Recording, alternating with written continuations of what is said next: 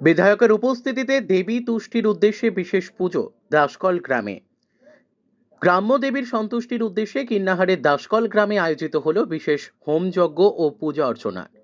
শনিবার ভোর থেকেই গ্রামবাসীরা গঙ্গা স্নান সেরে গঙ্গা জল নিয়ে এসে স্থানীয় শিব মন্দিরে শিবের মাথায় জল ঢালেন। একই সঙ্গে শুরু হয় পাষাণকালী মায়ের বিশেষ পুজো অর্চনা। সকাল থেকেই এদিন এই পুজোয় সকল গ্রামবাসীর সাথে উপস্থিত ছিলেন সংশ্লিষ্ট গ্রামের ভূমিপুত্র তথা লাভপুরের বিধায়ক অভিজিৎ সিংহ। এছাড়াও ছিলেন এলাকার বিশিষ্ট ব্যক্তিবর্গরা।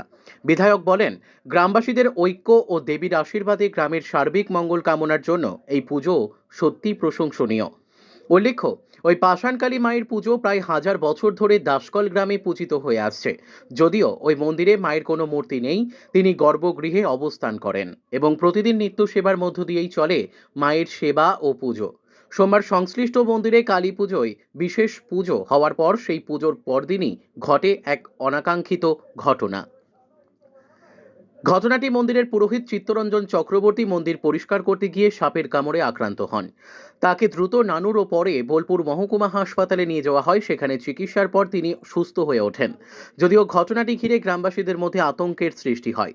পরে অনেকেই মনে করেন দেবীর অসন্তুষ্টির কারণেই ঘটেছে এমন ঘটনা।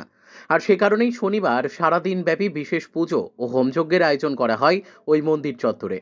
গ্রামের শান্তি ও মঙ্গলের প্রার্থনায় সকলে মিলিত হন।